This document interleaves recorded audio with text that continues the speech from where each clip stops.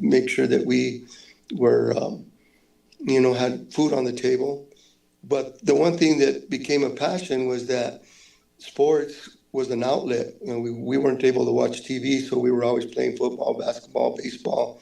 And then, I don't know, if you wanted to go someplace back in those days, you got on the bus and you got to go to Clayton, or you got to go, and if you made the state tournament, you went to Albuquerque. And so, I mean, it was a way of life, and then school was a safe place to be. So we were always involved in sports. When I was a sophomore, we were second in the state. We lost to Dora down in Las Cruces. It was the first year they had the state tournament down in Las Cruces. So we lost to Dora that year. Hobbs was a beast. We got to watch them play. They set all kinds of records that year. And then when I started coaching, I went to the College of Santa Fe. I was lucky enough to have some people support me to go to the College of Santa Fe. And I got a scholarship to play basketball with Coach Sweeney. I did that for 3 years. And then I was able to come back. My high school superintendent hired me here in Cimarron. So, I mean, it's been a journey for sure. But I was 22 when I started coaching. And it's just been a good life. I mean, I can't ask for anything better. It's just my brother and I. My brother played with me at the college for 2 years also, coached at Española for a couple of years, and then started working for Northern Community College. And I got to coach some good players. Even when I was at college, I helped Coach Robbie Rodriguez, a year with junior high. I coached Mark Centeni, Rogers, and we were undefeated that year, and they ended up doing well for St. Mike's in their careers, and sent a couple of them became coaches.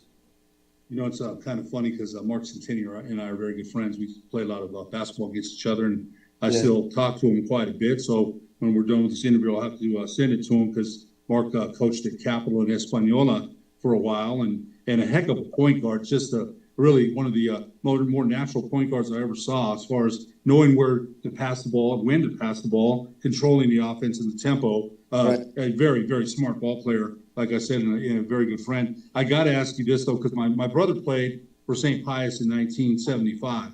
He played with Jimmy Mitchum, who went on to play at DePaul. And my brother got a college scholarship. My brother was a heck of a ball player. I remember watching Coach Rodriguez at St. Mike's when with the Peabody, Gordon Robinson, Ronnie. I still remember that. It was at Highland in the it was the APS tournament then, and I don't know why St. Mike's and Pius were playing at Highland, but they were.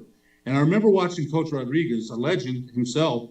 He scared me, man. He was in the stands. But I had been coached by Wally Sanchez too when I at Pius, and Wally kind of had the same kind of attitude that style that Bobby did. What did you learn from Coach Rodriguez? I mean, Coach Rodriguez, Ernie Rodriguez, David Rodriguez, Billy Rodriguez. They've got the late Ronnie Rodriguez, one of the best players Santa Fe ever had.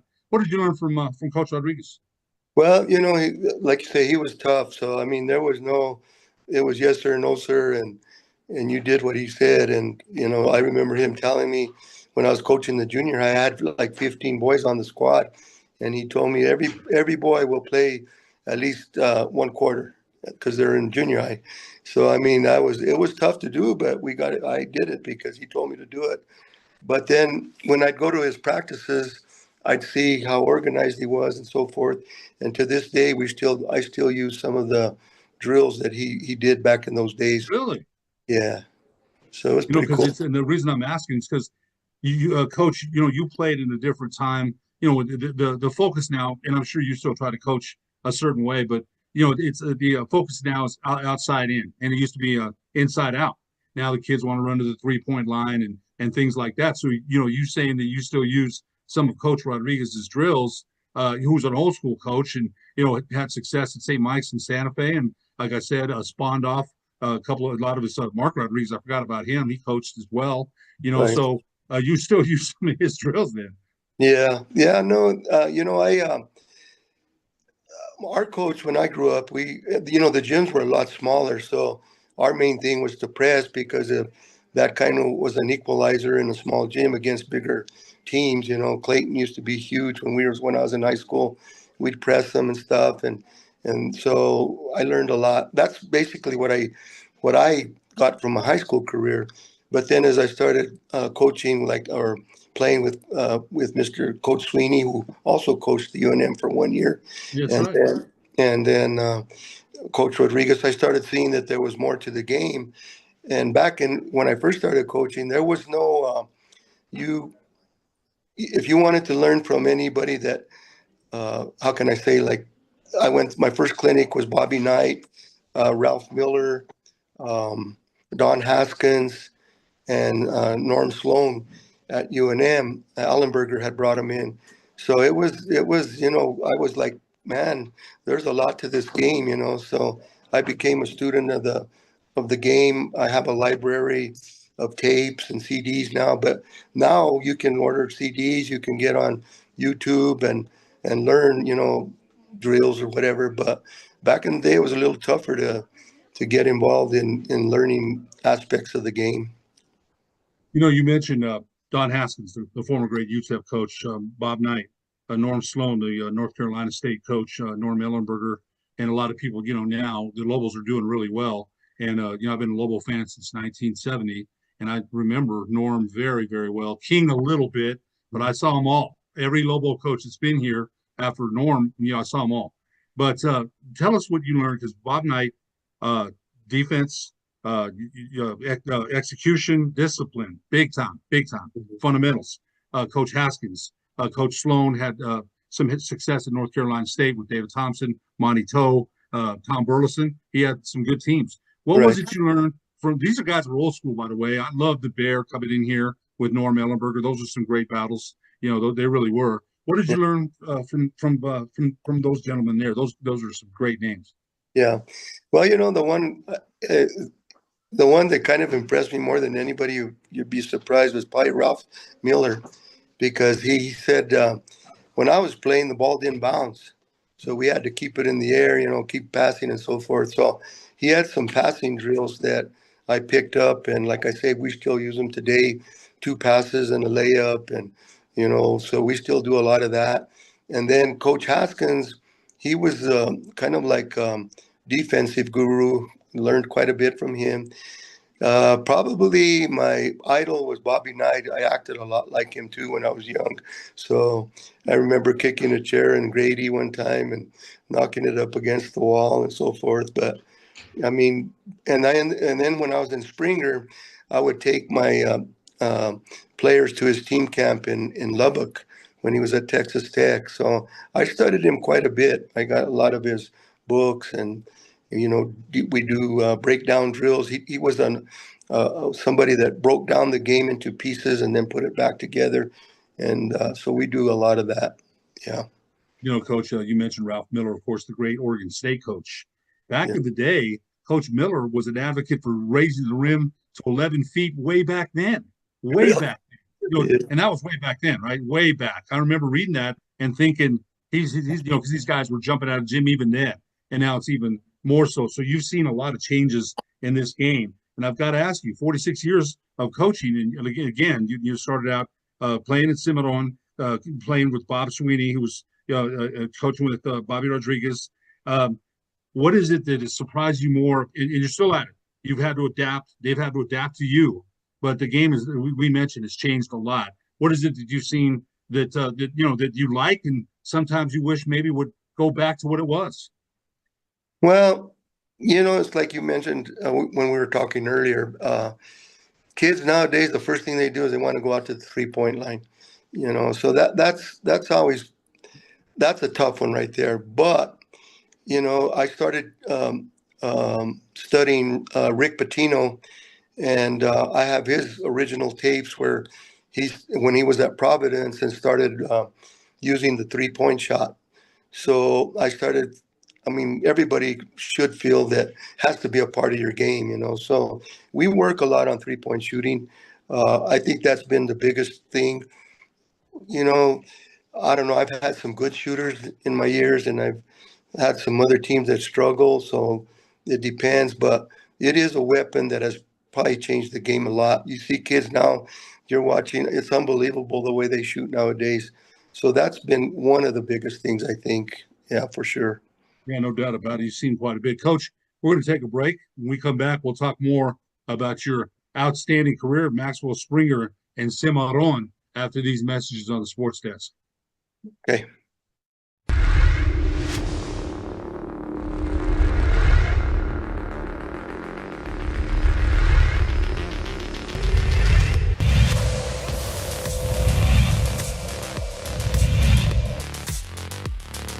They don't rebuild, they just reload. Long three, Noki, nothing but the bottom of the net.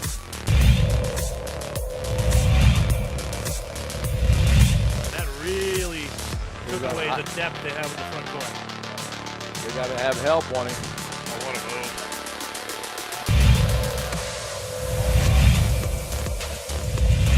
No, that was Herrera who fell. Outside, stolen by Armitage. One-on-one floater, good.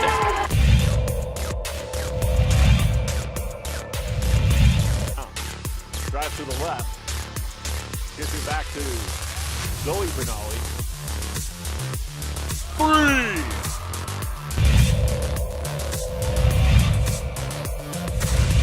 Peek underneath. And then Armitage took it away. Clay finally finishes the possession.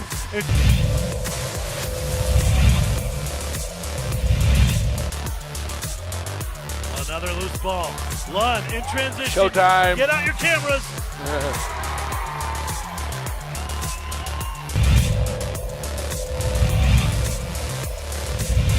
Double screen. Right. Nice close re-entry. Lost his footing. Lund! Count the basket.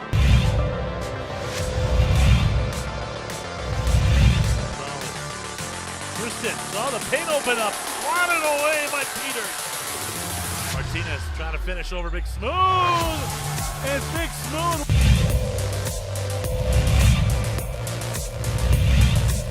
One and a half seconds. They get it into Hogue. He'll fire a three. It'll count off the window. Again, Harris. Matador's on the move. Diabate in transition. Throws it down. Counted and a foul. Zaire Diabate with the right hand tomahawk.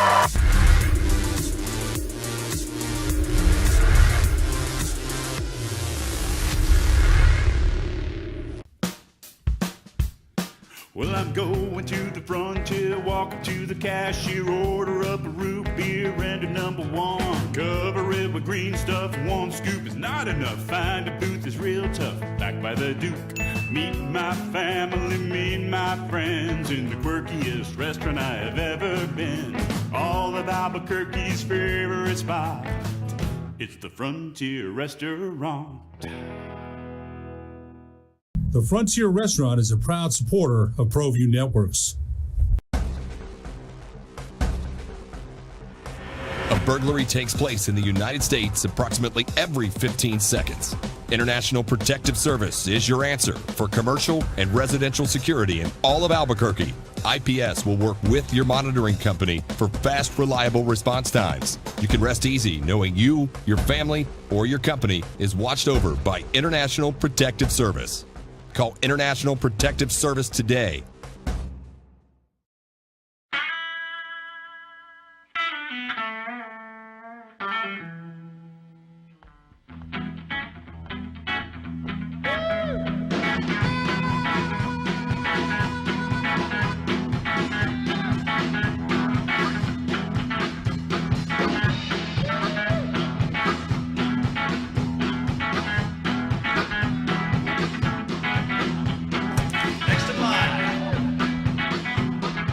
Rudy's is a proud supporter of ProView Networks. These are more than just the sounds of a safe place to go after school. These are the sounds of interest being ignited and of mentors making an impact.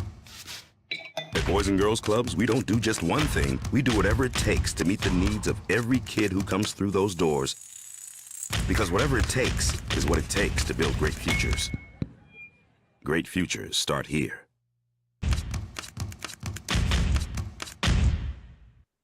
Welcome back to the Sports Desk live on Countcast Channel 26, also streamed on our Facebook page. I'm your host, Ed Nunez. Our very special guest today, Cimarron boys head coach Eloy Brazil, 700th victory last January 23rd, 54-46 over Springer, a team with he had won a state title at Cimarron, Maxwell, and Springer, and will take on Roy Mosquero, ranked 6th in 1A, 2A tonight. They've already beat Roy Mosquero earlier this season, 55-46. Coach, you won your first state title at Cimarron in 1979. You won titles at Maxwell and Springer as well. And, you're back at Cimarron, but what did all those titles, you mentioned that. You got the 700th victory off your back, and now you can go get your district, go for a district title. That's over with. Because people, when you're 699, everyone's like, it's tense, right? There's some great pictures of you. There's a great picture of you right there. But you got it off your back. And so tell us a little bit about your first title at Cimarron and then the titles at Maxwell and Springer. Okay, so in 1979, when we won state, we weren't very big. We pressed a lot, and we had good athletes. So we played Des Moines. Was in our district, and they had a boy 6'8", and they kind of hit their peak during the postseason, and we lost to them actually in the regional tournament back in those days. We had regionals, and then we went down back. I think Hagerman was ranked number 1 that year. Tom Sanchez was their coach. We ended up beating them, and then we ended up meeting Des Moines in the championship. And their big boy, Vukanich, he was averaging like 25 points a game in the championship, in the tournament. And so we pressed them, and we ended up ahead of them there at the last and beat them. So it was a big thrill. I mean, Cimarron had never won a championship. I think in 1960 or 62, they had been in the championship and lost to San Juan. So, I mean, it was a big deal. In 85 and 86, we kept returning back to the state tournament. And actually that year after 79, we had everybody back, and we got upset by, I can't remember who beat us in the semis that year, but we were hoping to get a back-to-back. And then in 85 and 86, we had a good squad, and we ended up playing Texaco in the semifinals, and they were undefeated. They had 5 black kids. Brad Stewart was their main player. They were like 35-0, and Wow. with 2 minutes to go, we were up 10 points, and we're playing them in the pit. And I knelt down and I split my pants. I was wearing slacks, and I had my lucky red underwear on, and kind of backed up into the bench. And before I could get the warm-ups on and stuff, they tied us up and beat us in overtime and won the championship by 30, 40 points that next night.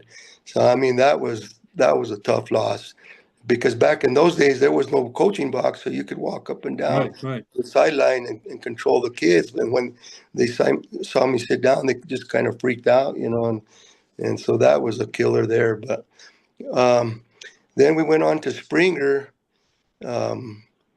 and we were lucky enough to coach Martinez. Mario Martinez had won the state championship in 90, and I took over. And then a couple of years later, we started developing they had a good football program, and we coincided with them and started to build up the basketball program. We won 2002, and then we lost to Temple Baptist in the semis that next year, where they had Baker. They won the state championship. We lost to them at the buzzer. And then the next year in 2004, we came back and won another championship. And actually that morning, we won the state championship. And that afternoon, my daughter won a state championship here in Cimarron with the girls. So that was pretty cool. And then we went to Maxwell. My grandson played for me, and we made the championship against Melrose. I believe it was in 2016. Then 2017, we win the championship. And then in 2018, we're in the championship again when COVID hit, and we played in the pit against Melrose with no fans. So that was kind of unique there too. But yeah, been lucky to have some good kids in all three schools. Well, they're lucky to, like I said, 46 years of experience. They're lucky to have had you as well. The COVID thing was unbelievable. I remember that. I remember walking around in Santa Ana, and my son was panicking. Not panicking, but he's like, "Dad, get out of there," because they just announced it first outbreak, and then Richard Tripp and they'd escort Richard in to call games by himself. Then I couldn't even sit there. I'd have to wait at Santa Ana outside. Then they'd escort me in when Richard was done doing his segment. But you were also named the National Coach of the Year in 2017. What did that mean to you? That's what an honor. That's a great honor. What did that mean to you? Well, I was kind of surprised when I even got nominated, but actually I have to credit my athletic director at the time was Dale Soto there in Maxwell, and he came up with a resume that he sent in just as an application, and then all of a sudden it was like, man, you're in the top 4, whatever, and then when they announced it, we were like, man, it was awesome, and so he had turned in that resume to them, and then to the to the National High School Coaches Association. He put in also for that, and that next year, my wife and I got to go to South Dakota, and we were one of the 8 finalists.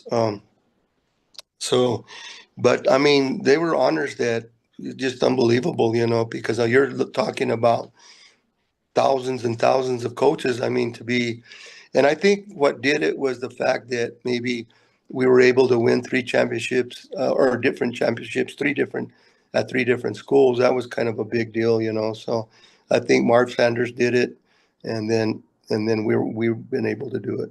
So yeah, it was pretty cool. Yeah. It's again 46 years of coaching, 3 titles at 3 different schools. That has to be something, a highlight of your career, and you're still at it. You're still going at it. I wanted to ask, we want to get to this too. This year's version of the Cimarron Rams, 12-5 overall, district record of 5-0. We've got Roy Mosquero tonight in Roy Mosquero. Tell us a little bit about this year's version of the Rams. Well, we don't. Last year I had a 6'9" boy and a 6'6" boy, and they graduated, and so we're back to normal. We have quick guards, and our tallest boy is probably 5'11", and we only have 8 boys on the team, and so we're clicking right along. Saturday night, I've never been involved in a game like this before, but we were playing Maxwell, who is they're a really good team also. They had us by 25 points with 5.5 minutes to go, and I don't know what happened, but we just started hitting the bucket, making steals. With 15 seconds to go, we were down by 5, ended up stealing the ball and hitting a 3, going into overtime and beating them by 1. So, I mean, it was just unbelievable. These kids they don't give up, and I think we're going to be okay in the playoffs. We'll see what happens. It looks like you're on a nice little winning streak there. 1, 2, 3, 4, 5, 6, 7 in a row. Looks like you're on a pretty good streak here, and it's kind of ironic. Again, you've coached at Maxwell and Springer, and now Cimarron again. So beating Maxwell, I don't know if that has any special feeling for you anymore. I'm sure it does, but you're from Cimarron there. That's where you learn the game. But Coach, I got to ask you this: all these things, all these honors, all these kids that you coach, all these coaches you learn from, just a great resume. What's the thing that stands out the most to you in 46 years of coaching? That's a broad question. I get that. But what's the thing that keeps you still going? Well, I don't know. Right now, I have 10 grandkids, and I start thinking more and more that it's almost time for me to, start paying more attention to them. I don't know. We'll see. We have everybody back for next year off of this team, but I don't know. Maybe we'll see. We'll see what happens. I'm just taking it one day at a time. But no, like I told you earlier, it's been something that I've enjoyed, and it's just been a part of my life. I mean, I probably say that coaching basketball is the best thing I do. So my wife, when I married her, I didn't know too much about being an electrician, a carpenter, or anything else. And she's made me one a jack of all trades and a master of none, kind of, sort of. You know how that goes when you're married. And so, but I would say that coaching basketball is probably what I do best. So I'll stick with it until I figure it's time to give it up. And I've been lucky; my health has been good. So, I mean, we'll see. We'll take it one day at a time. That's a real key thing too, is the health. Yeah. Definitely. So you're in good health, so that's good. Cimarron boys basketball head coach Eloy Brazil won a 700th game against Springer on January 23rd, 54-46. We thank you, and we are honored to have you on today, sir. Best of luck for the Rams the rest of the season. Appreciate everything that you do. Thank you. For producer Ali Niwani, I'm Ed Nunez. We'll see you next week on the Sports Desk.